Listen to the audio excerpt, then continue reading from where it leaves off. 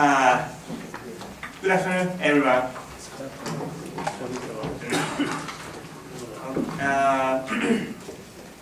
Let me introduce today's great presenter.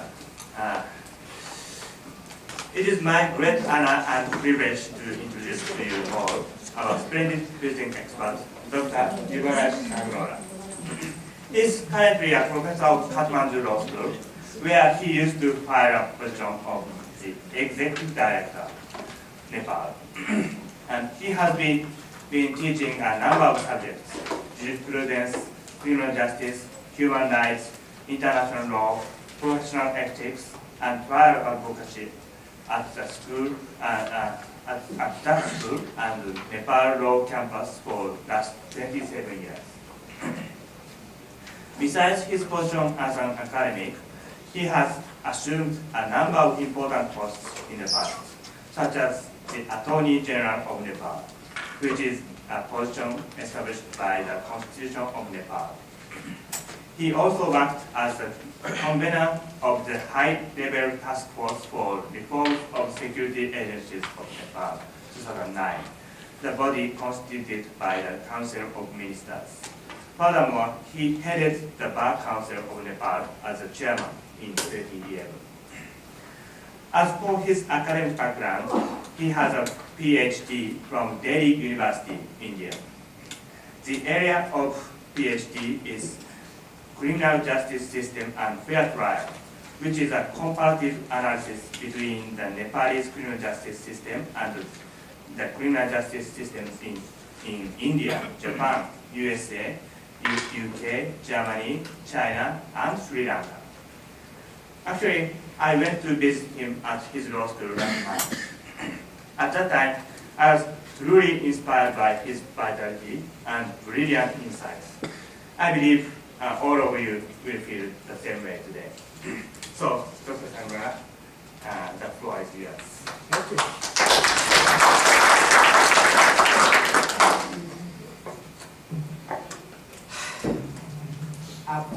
After food, are you okay? Yes. Feeling sleepy? No. Not sleepy. Good. Because if I see participants a little bit sleepy, then I feel sleepy also. That's my problem. Anyway, we are not going to do a big thing. Maybe my colleague Hiroshi is a very important and very renowned professor, Morinaga. They love me a lot. Therefore, they tell a lot of good things about me. I'm a very, very simple person. I'm a very ordinary man. I'm not a big man. Okay? So, we are not talking much big thing here. We're talking very small thing, very minor thing like what police does and what prosecutor does when there is a murder, when there is a crime. Do we do good work? Mostly in developing countries. So I'll just take 2 minutes in talking some little background. Like in most developing country, it's very nice to be a police officer and prosecutor because we have a very, very nice uniform. Okay, very nice uniform. And then all the time, police officers and prosecutors are like this by the subordinate. So we don't love to go to crime scene where very smelly stuff is there, somebody is there, a lot of stands, a lot of bad things, and then therefore we send our constables to go there and collect materials. Okay? So what I often find is like when there is a crime, there is a murder, before the police inspector, the scene of crime officers comes there, the inspector is quite busy in most South Asian countries. Like I think we have some people from Pakistan, yes? Yes. I think you can share with me if I am wrong, if I am incorrect. So inspector is quite busy in handling the minister's car. I mean, giving security. So that body can be looked after few days. What is priority right now is the minister's movement from his office to the cabinet. Sure, a lot of people come and invade the crime scene.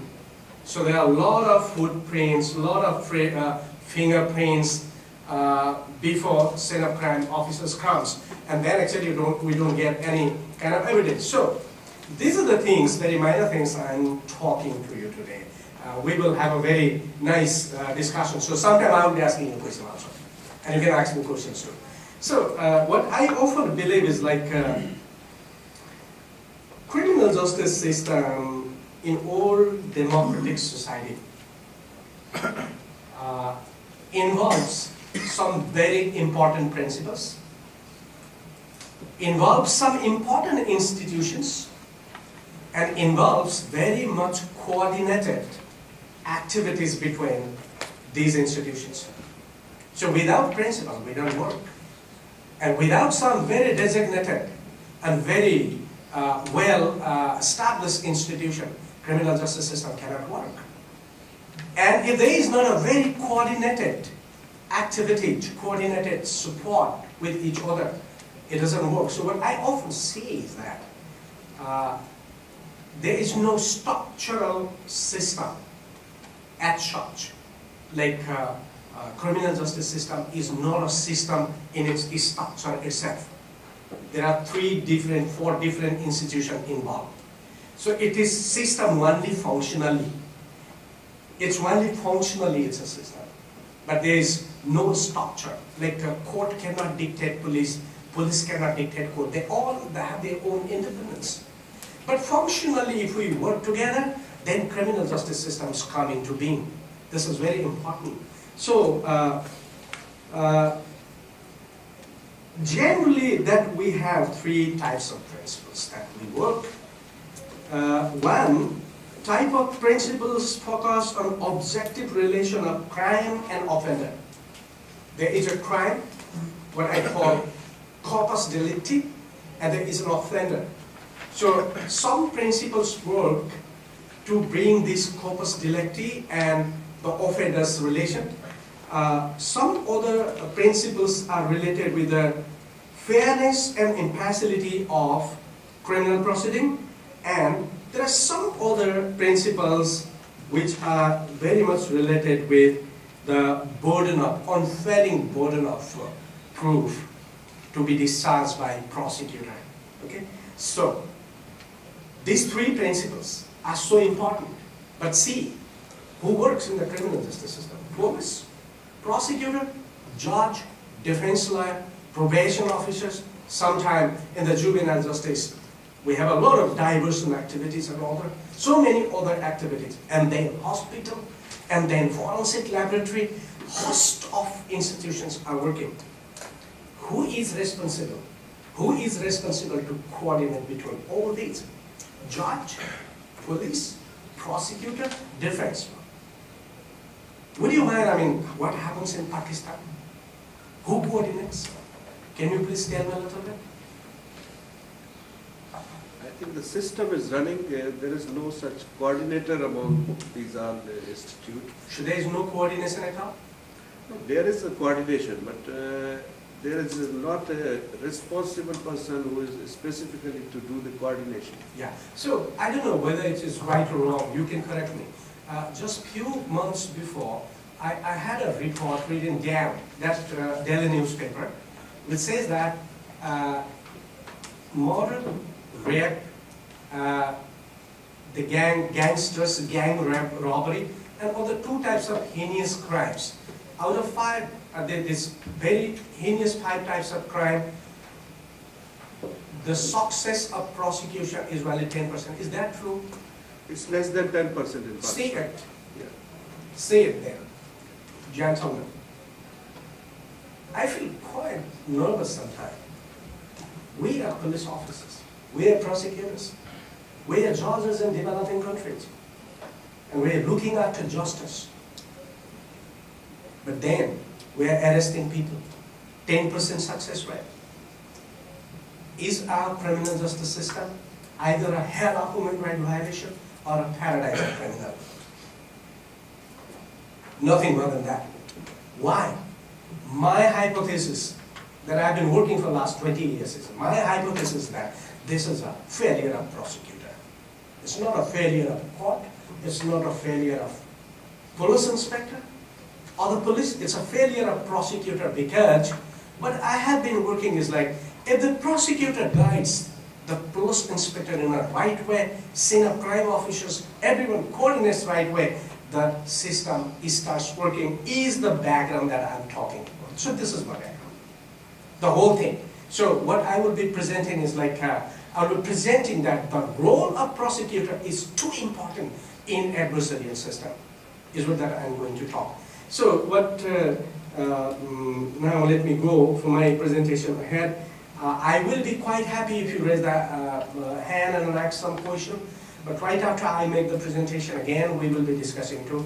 So don't be embarrassed to ask question, because this is a discussion. I mean, I am making some presentation. You are supposed to ask some questions. So we are thinking to make our systems work better. That's all the objective. So criminal justice systems work for two objectives: penalize the offender, but most importantly, to create a deterrence to the potential offender. So if you incarcerate an innocent person, the criminal will be taking tea and coffee outside, and he will be talking, seeing the police. Oh, that's a police officer. I killed the gentleman. He put somebody in the jail. I'm having a tea, and the police said, "So nice guy." And what the response of the society would be to that? Society does not believe in police. Society does not believe in prosecutor. Society does not believe in judge. It would be all sarcastic. It would be a kind of sarcastic where the criminals are talking in the society. On the one hand, on the other hand, that innocent guy knows that I am innocent. And what it believes is that you need not commit the crime, but you can be in the jail. So both will be passing negative message to the society. One say that you can kill, but you need not go to the jail. Another say that you need not kill, you're innocent, but you'll be in the jail. So both way we are spirally sending a message to the society: don't believe in the criminal justice system, is what we will be making. So therefore, these two objectives are very important. So going from that perspective, I will be talking very simple things. You can see it here. What I'm talking about here is like very general understanding.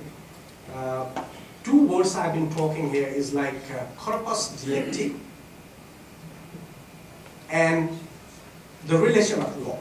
This is where we often make mistake, in my experience. What is Corpus Delicti is, for example, a dead body with the blood stains is lying on the floor. He or she has been hit by the bullets. Okay, and there must be someone to hit by the bullet. He or she is often dead. And the one who is dead is Corpus Delicti. So in the Corpus Delicti there is a body and there is act. Act, hitting, okay, and the body who is now there. So the relation between that offender and then body, we often see it, but what we often ignore in developing country is the law. For example, this might be a self-defense, this might be an accident, this might be anything, but then we just ignore the law, and what we do is like, we try to see the connections between the offender and the Corpus Delicti, ignoring law. We don't see the law. And coming on, at the conclusion later on, everything is there, but the case is failed. Because that's not a crime at all, or we applied something different law. So, why that happens, my simple example is like, two very important examples for your benefit I would like to share here is that a lady was found dead. A man went to the house who supplied milk early in the morning, a vendor. He get the milk. Next day he came, the milk was not used, it was there. There was a basket where he was supposed to put it. Next day he thought, I think she forgot to take the milk packet today. So he put another milk next day, the packet, and went back. Third day he did, but both two packets were not collected.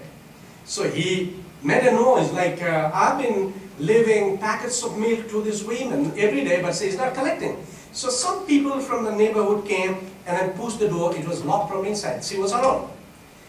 Then, going around, they found backside of the house there was a big hole made, and from the hole they enter into. They found a lady in a very severe winter in Kathmandu was found dead. She was lying on her back. She was dead. It was almost 4 days. And then police was called. They arrested a man. What he said was like, there was a lot of artifacts, touristic artifacts I wanted to collect. I went up. She was sleeping on the ground. I sat on her stomach. I squeezed her neck, so that's a kind of mugging. And then she died in few minutes. I collected a couple of things.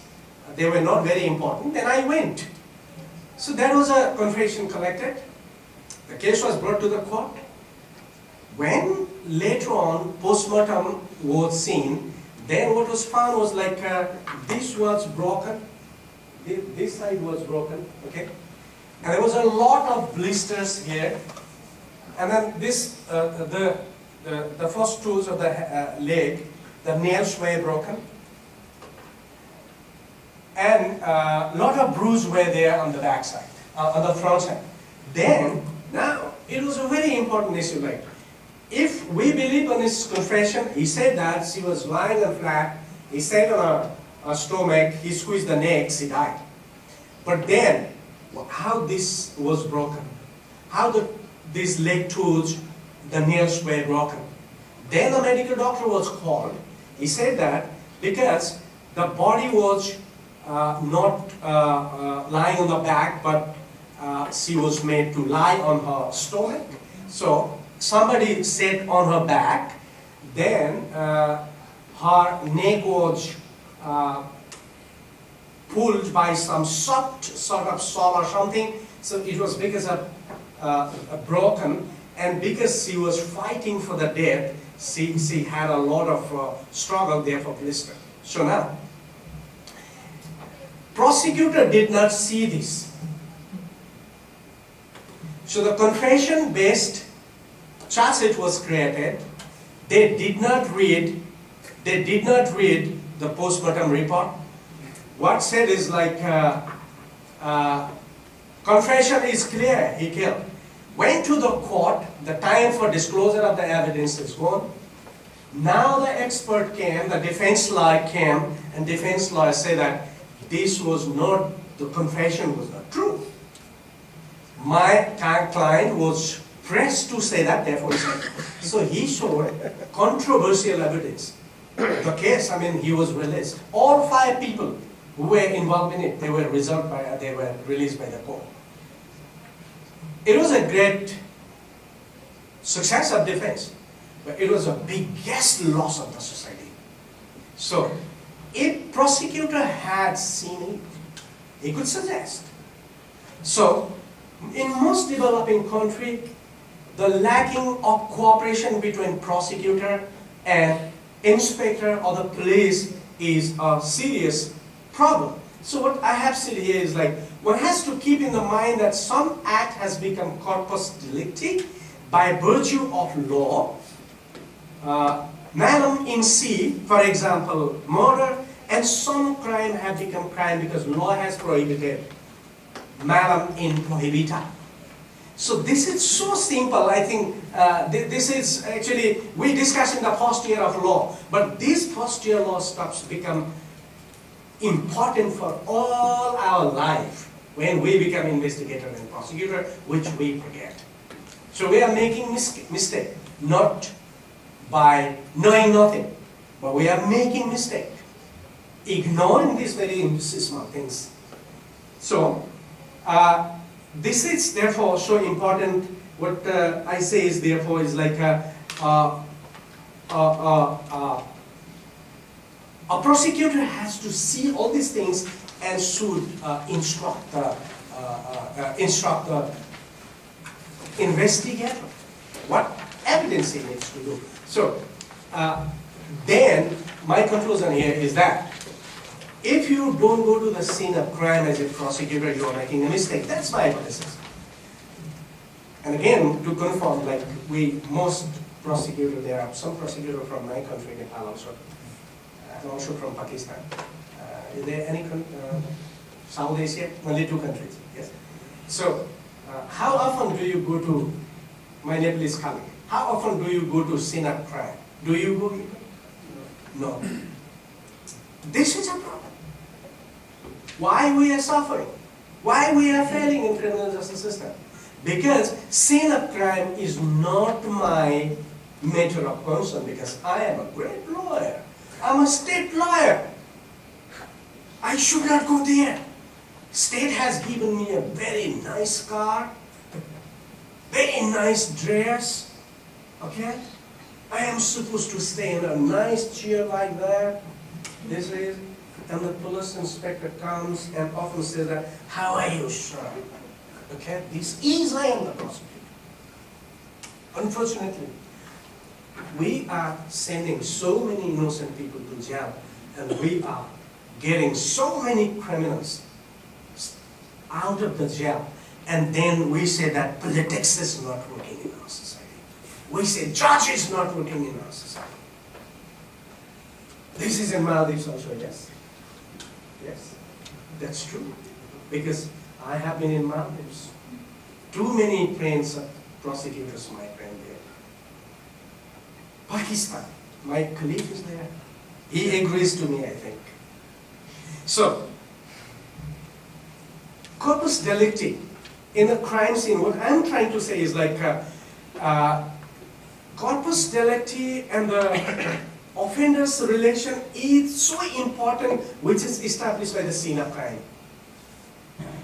Scene of crime, it's too important to establish the relation between offender and the corpus delicti, means the type of crime that we are investigating. And how does it do? For example, there are 2 aspects in a crime scene. One is body examination. This is just an illustration. If it is theft, then it's not body examinations like the broken place examination. So it differs according to the crime. So I'm just giving an example. If it is a murder, there is body examination and exhibits collection. There are 2 things. What happens in body examination? Right after autopsy, then DNA analysis of suspect's body and fluids, and then exhibits DNA analysis of body fluids, serology, toxicology, fingers, and footprints of suspect. So these are the things, scene of crime, and these are all the evidence, in fact. So, if you, prosecutor, do not instruct what report in DNA you want, okay? Police officer or the scene of crime officers found or here, what you want to do with it? Make a big photo and then display? Or what? You want to ask the investigator to take to the forensic laboratory and get it examined. And what examination result you want? You have to tell it to the police inspector. The police inspector will go to the forensic laboratory, will tell to the scientist, and then the result will come. But if you get them here, but you don't get instructions, what he or she will get examined out of this here?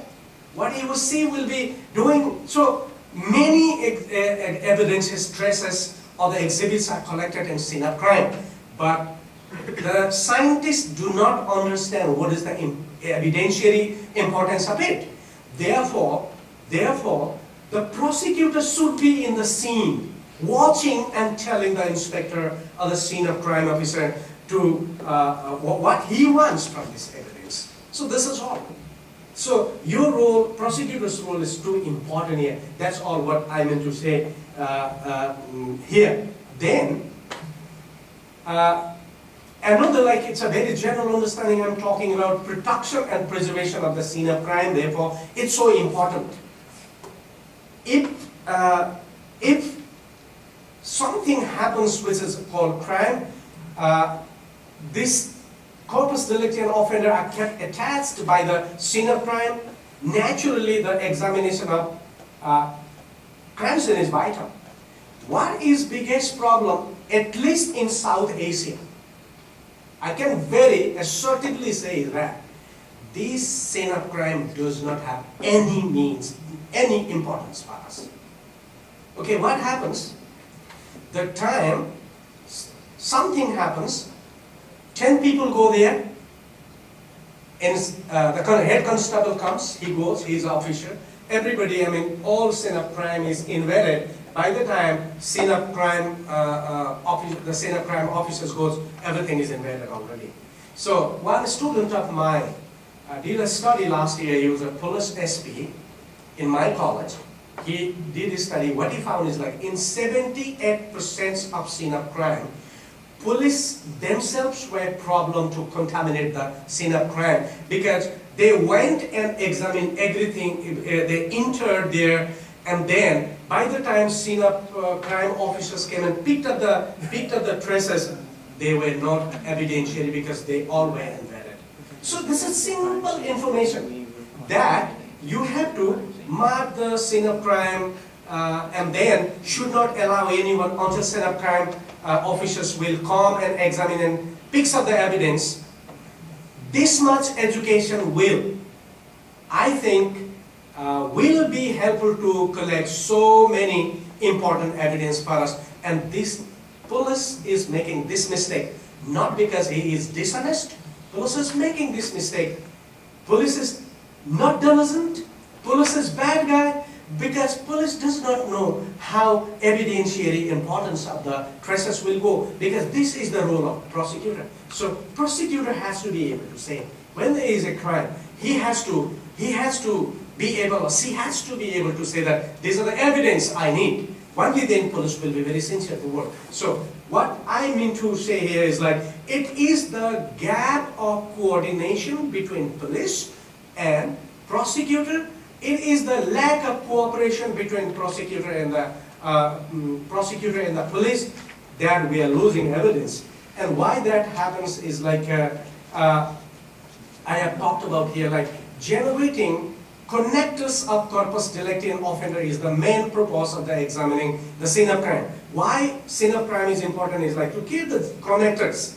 There are some connectors, the dead body and the offender. For example, a blood or drop of blood of the accused in the ground is which connects the offender with the corpus delicti, the dead body. So why we need scene of crime? Not to make a drama. We're not playing a drama. To look for the connectors. And what is that connector is known by the prosecutor, not by the investigator. Because prosecutor applies the law. And he or she knows how this connector becomes an evidence, what is its evidentiary value, and what laws demands about it. So that is how this connectors needs to be connected. So all emphasis that I have been giving here is, like, prosecutor and investigator should work together. That's my message to you. So the protection and preservation of scene of crime has to be ensured as a preliminary and vital activity of the investigator. So for that, what I would like to do, like, instead of going for this poll, what I urge you to, like, to go to, there is an article given to you, yes? So please, you can go to page number 6 and 8. Page number 6? Yeah, no, this is crime investigation and developing country. Coordination and collaboration and investigators and prosecutors. So I have very elaborately discussed here in the page number 6 and 8. So to save the time, I don't want to go. So you can just read the paragraph 2 here. The paragraph 2 where I have discussed in detail. Okay? 6 paragraph 2nd. So saying that, I would like to skip this slide. Okay, this is the not 6. This paragraph. Okay. So page number 6, paragraph 6, 2nd. So I would like to skip. You can read it. I mean, I have given an example and everything. So what I have said here is like, arrival in scene of crime promptly is one very important thing we always have to do. Secure cooperation of patrolling police for making and preserving the spot crime. So before scene of crime officer goes there, you have to call the patrolling police to go and mark the place. Third, keep the intruders or interfering elements out of the scene of crime. So neither intruders should be allowed or like even animals like the dogs or anything may come, they should be prevented. Create protective safeguards in order to preserving the value of evidence untainted, unfettered. So sometimes there is a wind blow, it will throw away. Sometimes there is a wind and then brings a lot of dust, and then again, like it just hides the very important traces. So what I am suggesting here is like, if we develop a sensitivity in the mind that preserving scene of crime, we can preserve hundreds of evidences which either helps innocent to be protected or the criminals to be put into jail, because what scene of crime is supposed to do is to create the generator connectors. If we lose the connectors, then what we are looking for. So therefore, prosecutor needs to be very, very watchful of this thing. That's what I've been talking about. And that's why I said that these are very, very minor things for us. But these are the minor things that we are losing the justice. We are talking big forensic laboratories. Every time, like my friend, I mean, Hiroshi, when he goes to Japan, probably police and prosecutor will be asking, we want a big forensic laboratory. What will you do with the big forensic laboratory if you do not save the scene of crime? So question is not big forensic laboratory. Question is how you preserve your scene of crime. How you collect evidence. How you protect it. You do it. If you do it, if you are able to do it, I think justice system is perfectly working. We have honest judges in developing countries. We have honest prosecutors. We have honest police inspectors, scene of crimes, and everybody. I don't say that in third world countries, in developing countries, all people are bad. No, everybody is good. But question is like, why do we do? One, we think we're the state officers. We are not supposed to do this small thing. Protecting a scene of crime is a small thing. It needs to be done by a police constable who is uneducated. This is not my role. This is what we do. I am a boss in India, Pakistan. Bade Saab, that means big boss. Big boss is in the house. He says that, okay, somebody died. You go and do it. In Nepal, police are so important. I mean, inspector, DSP, SP, they are with a beautiful green suit, and then have a very nice pistol here, and then very nice hat, and behind they are one dozen. So what happens is like, right in the crime scene, okay, SP, the chief of the police inspector, comes and he goes to the crime scene like this, and 10 men are following behind. Okay, he tells us this is a dead man. He does like that, and then all 10 people have been following him. And then he goes to his seat, and then a coke comes to him. Okay? And after that, scene of crime officers comes.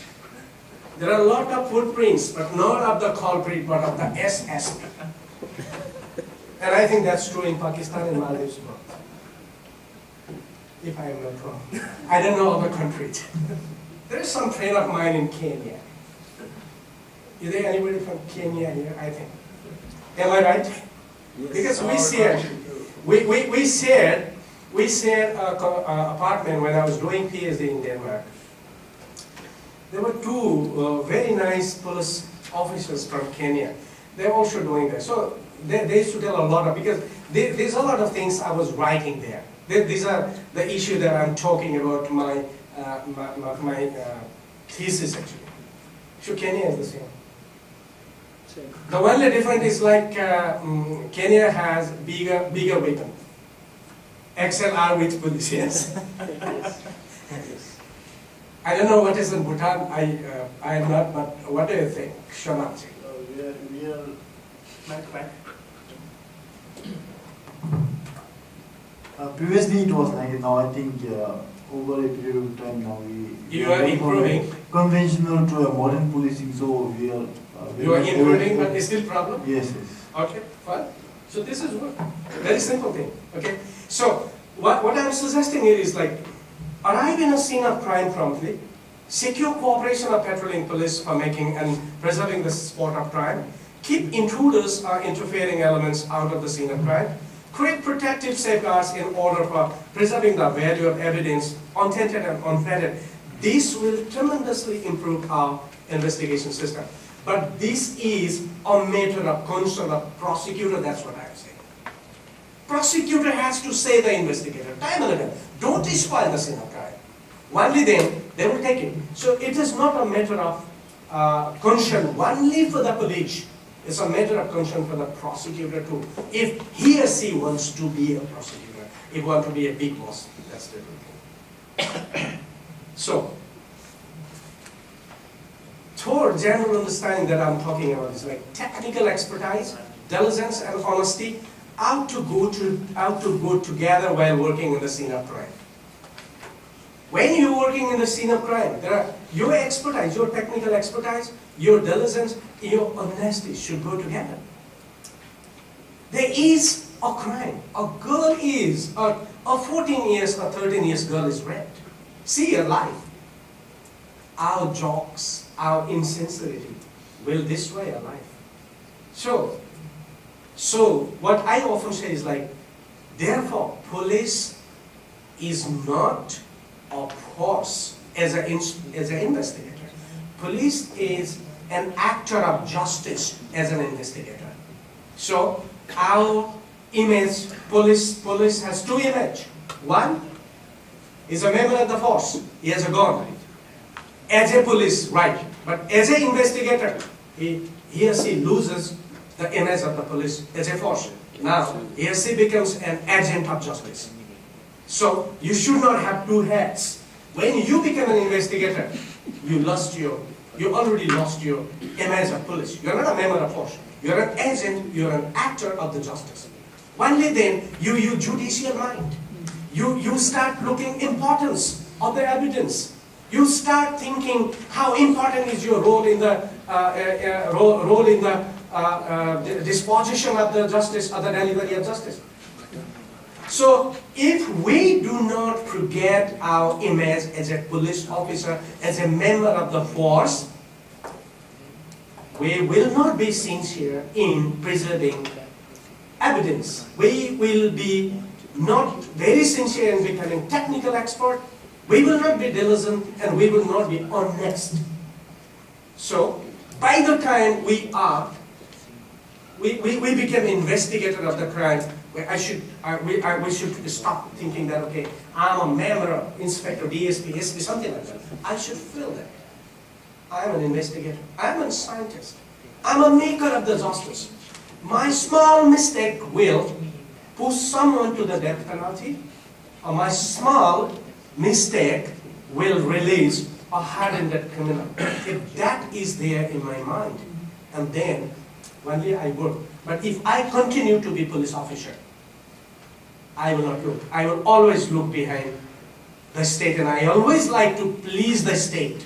So as an investigator, I have nothing to do to please the state. I am not there investigator to make the state happy. I am there as an investigator to make the system of justice happy. This is what is very important.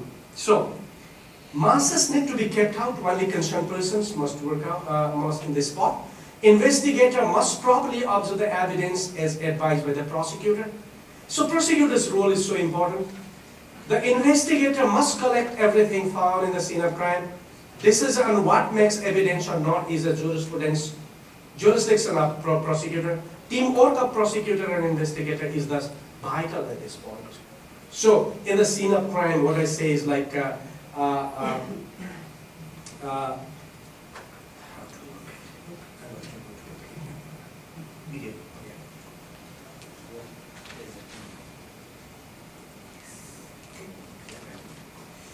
so see, it's a small simulation that in my college the students do. If the prosecutor is there, how scene of crime is protected. Like this is not a true human being killed. It's a robber. It's a dummy. Has been informed. The police have arrived and the scene of crime protected by marking it a no entry zone by everyone.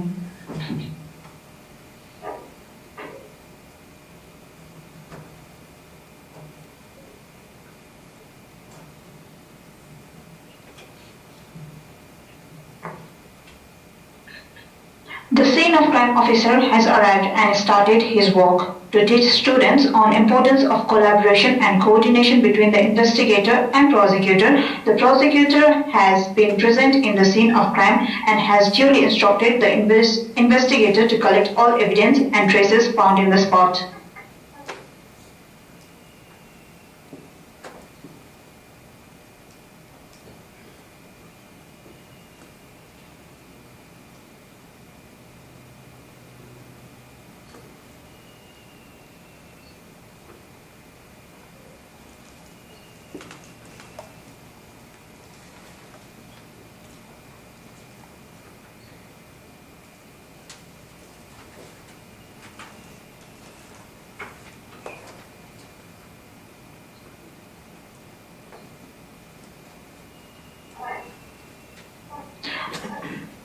Now, he is preparing to take the measurement of the spot, which is marked for having traces or evidence. He also instructs the cameraman to take photos of every bit of evidence.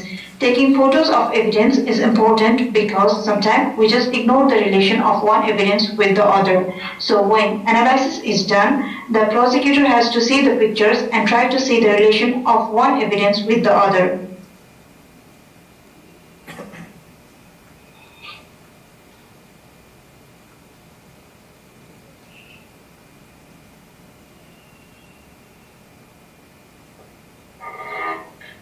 The measurement of the scene of crime has to make the Corpus Delicti the center. All directions have to be measured properly, taking a part of the body, for instance, a point of reference. The scene of crime officer has to draw a clear map of the crime scene this way. Location of each piece of evidence is then measured. For instance, how far is the bullet from the point of reference?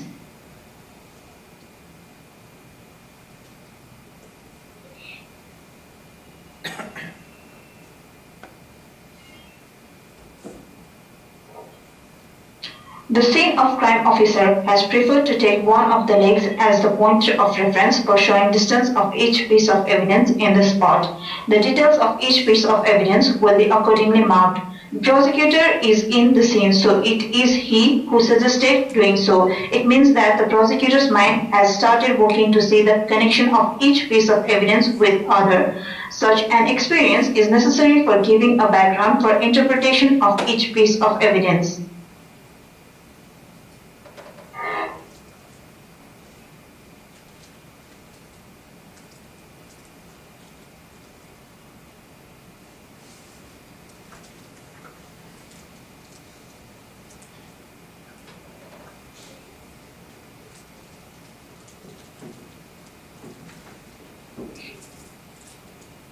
The marks of number placed in front of the dead body are marks of evidence. Each piece of evidence is now given a number and recorded accordingly. When prosecutor is in the scene of crime, she can closely observe the events, objects, and the other necessary phenomena. This is crucial because the investigator has to create a chain of evidence to properly project how the corpus delicti has taken place and who might be the person who was engaged. Being in the scene of crime, the prosecutor can have a movie in the mind about the incident. The objectivity of the thing is so important for the proper cognition, which leads the process of analysis.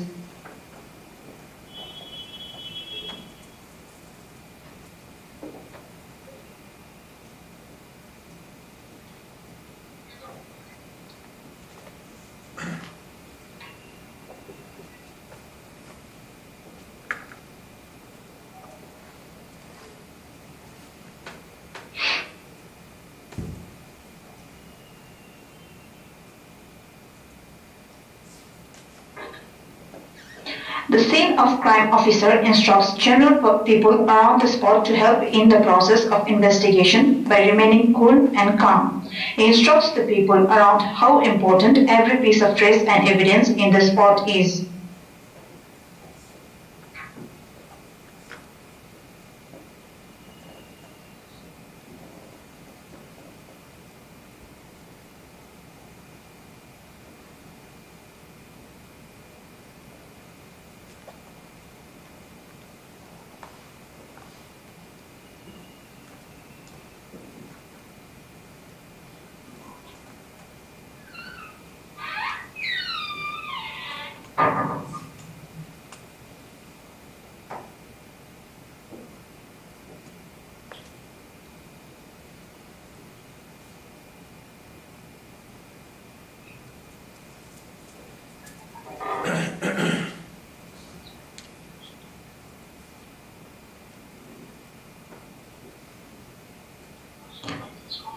So you can see this prosecutor is there.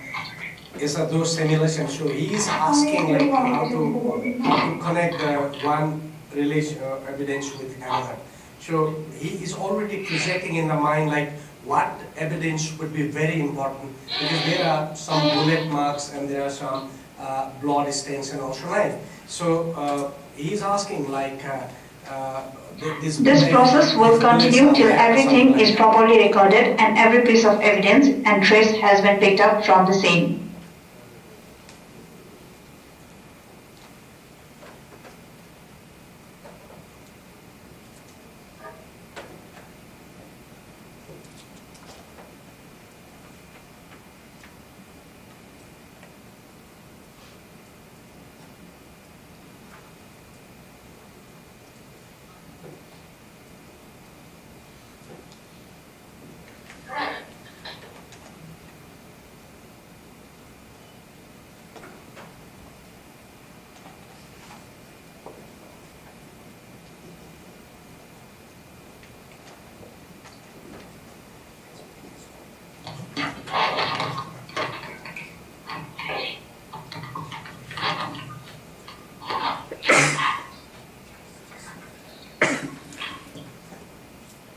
The measurement of the scene of the crime has to make the corpus delicti the center. All directions have to be measured properly, taking a part of the body. For instance, a point of reference.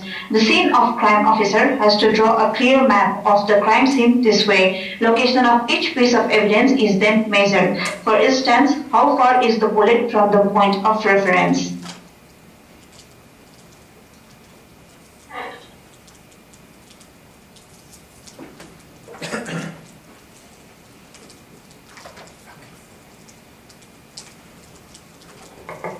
This was a simple game. And why that was important was like, not because it was something, but what is very important is like if the prosecutor is there in the scene and then asking the investigator to see this evidence, another evidence, it is who has to prove the burden in the court. It's not the police inspector or the investigator. Who is in the court asked the question by the judge? It's not investigator, it's the prosecutor. So since prosecutor has to prove everything in the court, that means he should live it. She should live it. So my simple message here that I would like to communicate is like why most investigation and most prosecution in South Asia and most other part of Asia are failing is because There is an institutional pride, there is an institutional ego. Like prosecutor thinks that I'm an attorney general office. Why should I go to police? Why should I call police? A police is not very important part of my work. And the police, oh, I am a police. I have a gun. And then this institutional ego and this institutional pride and prejudice is one of the serious kind of failure of investigation and prosecution in Asia. So the question is like, we are not supposed to think we are institutionally different. Yes, I told you before. Institutionally, nobody guides here. But functionally, we have to work together. That's what I'm talking about. So, now, there are a couple of very important principles here. I have discussed very elaborately in my paper. You can read the unfairness in all aspects of procedure, impartiality and attitude of applying procedure, use of judicial mind and wild decisions or interpreting findings. All these principles are related to the burden of proof, then protection of presumption of innocence, then protecting the right to remain silent of the accused, and all of these things are there, which are the very primary things that in the very beginning I said there are certain principles which are too important. Ignoring these principles, we cannot make criminal justice system work. But it doesn't mean that these principles are workable only in the court. No. These principles are workable from the very beginning of the investigation. If you do not pay attention to the scene of crime, if you do not pay attention to collecting important objective evidence, then where do you ensure the fairness front? So getting objective evidence is the means of securing impartiality and objectivity. So most police, I don't know what happens in other countries, in my country, the police generally tends to get confession. So interrogation is a big game. Okay? So there are three things that in Asia I often make a joke. Who is a good lawyer in South Asia? So the answer is like, who vomits fire? Do you get what I said? Vomit fire from the mouth. When you speak, you kill all. Means you speak in a way. So you're a strong orator is lawyer. Who is a good police officer? Who makes everybody to confess. Is a very important police officer. When people will see you, they will confess. Okay? So there are a lot of movies in India, you know. So what the police inspector says is like, okay, when there are a child crying in the home, say that inspector dash, that the children will stop crying. Is the inspector. I mean, that's a moral police that we talk about. Who's prosecutor? I mean, who kills a lot of mosquito is a good prosecutor? What does it mean? He's sleeping all the time. Mosquito comes.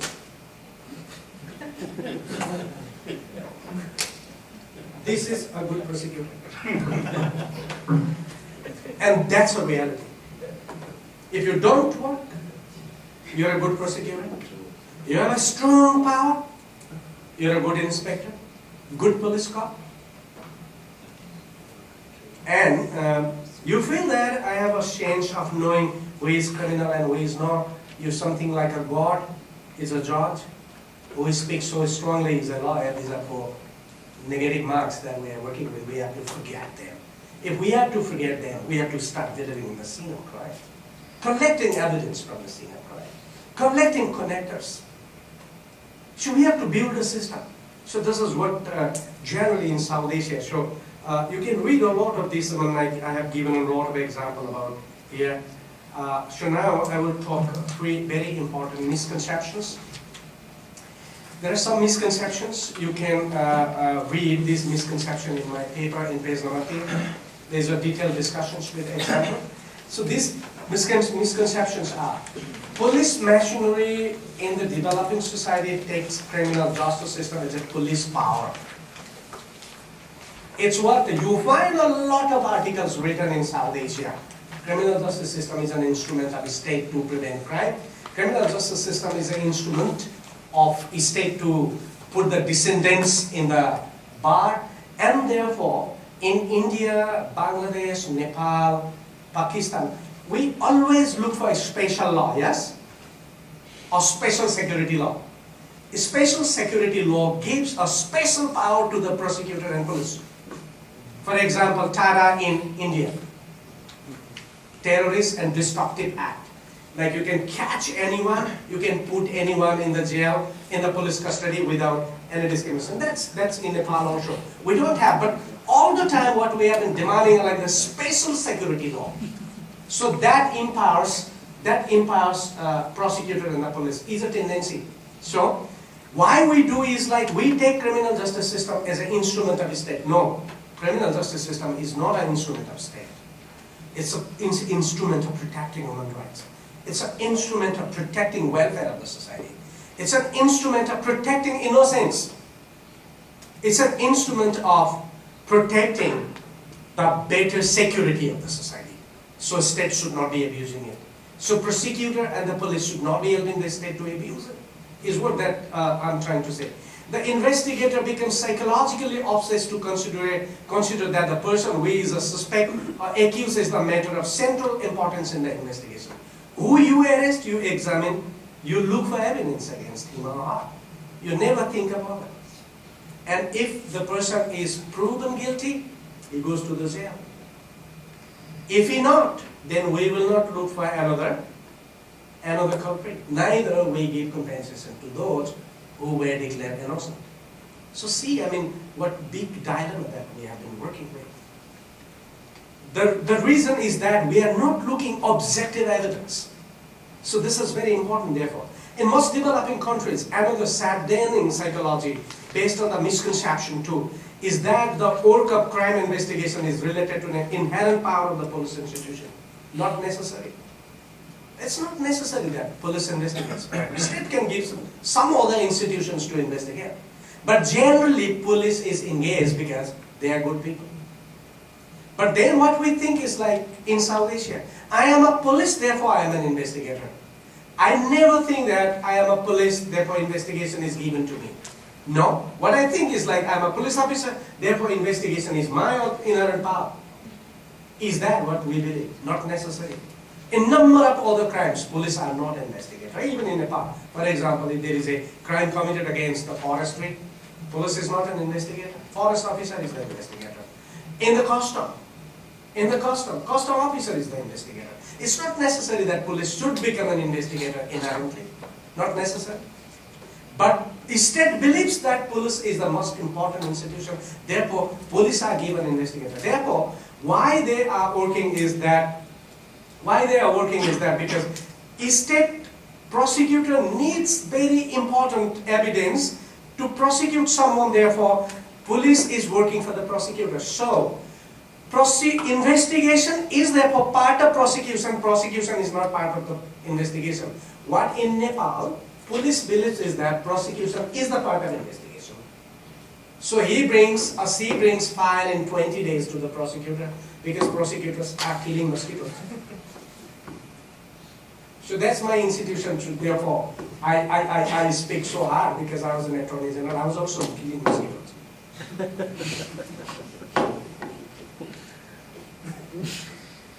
So, challenges in efficient collection of evidences in developing countries. So, what are the challenges? Like, very important challenges. Like, I also do not want to go in a detailed discussion about it. Please refer to page number 4 to 8, 4 and 8 that I have very elaborately discussed in these pages. So, you can read generally. Also, I have cited some examples there.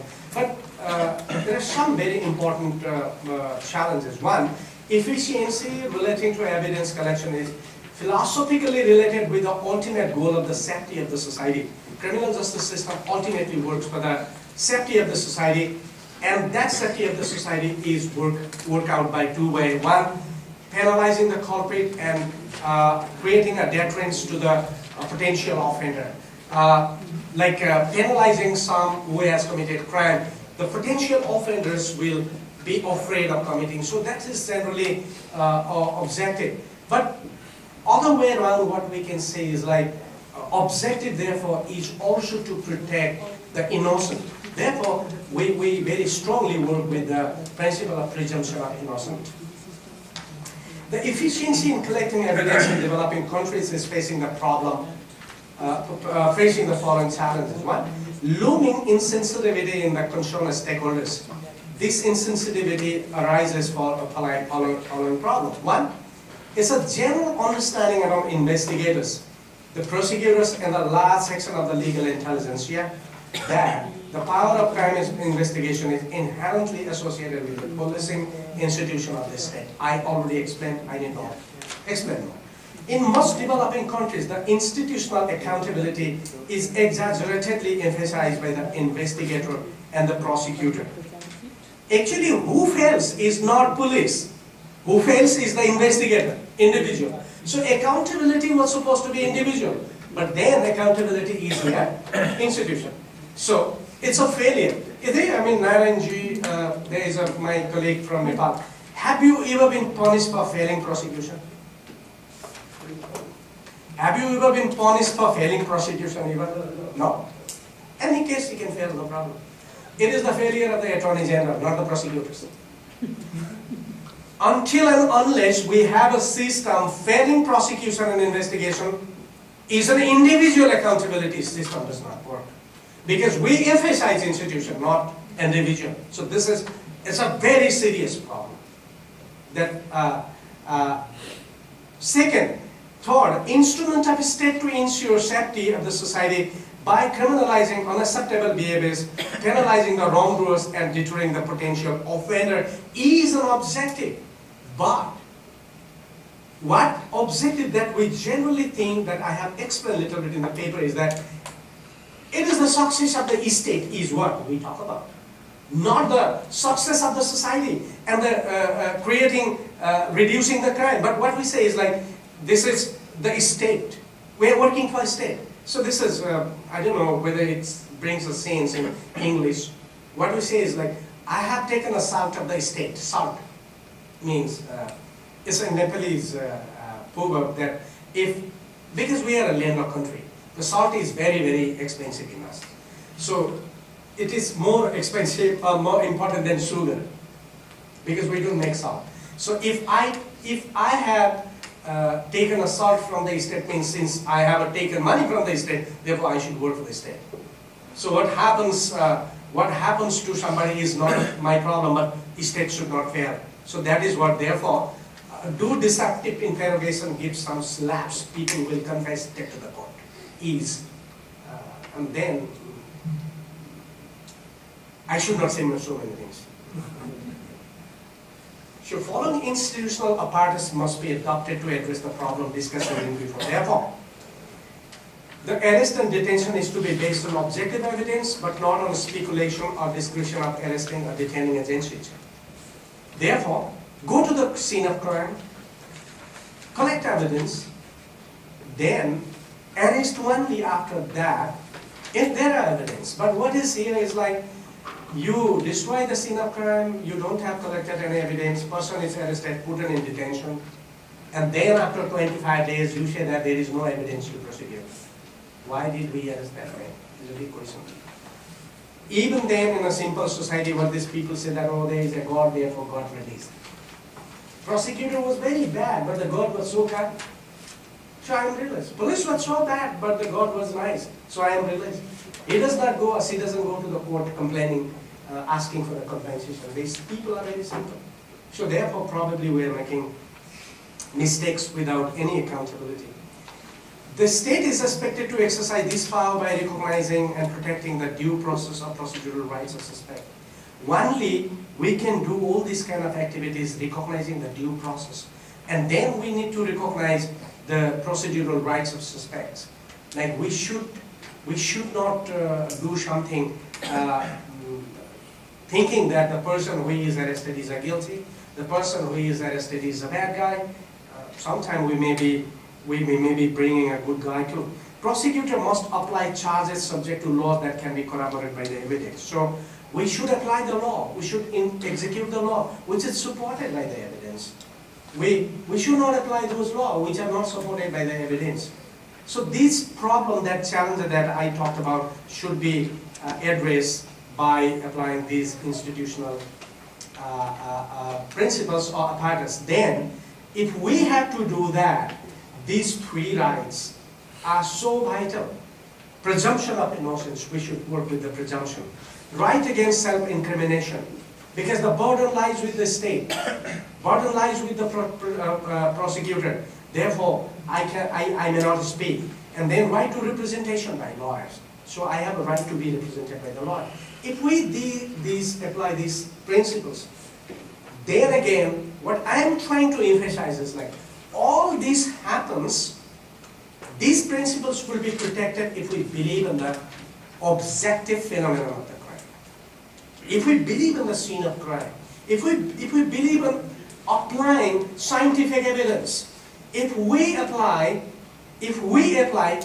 very material evidence, and ultimately, if these principles are followed by prosecutor, and upholding this principle, prosecutor tells investigator to do the right thing, follow the due process of law, only then things will happen. This is what. Sure.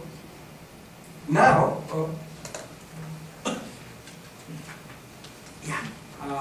before I will be using few more slides. We had agreed if you want to have a little break, then we can spare 10 minutes, 5 minutes. Break. Yeah. 15 minutes, and then we will start again. Or if you want to finish me first and then want to go, that's your choice. What do you want to do? Break and then discussing. Thank you. Okay, so let's have a 15-minute break. So please come up here at 3:05. Okay. Time is okay? Yeah, okay.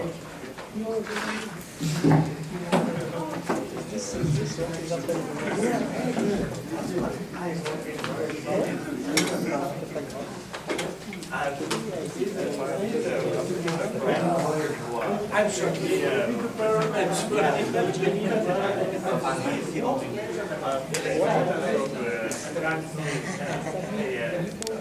Are you happy?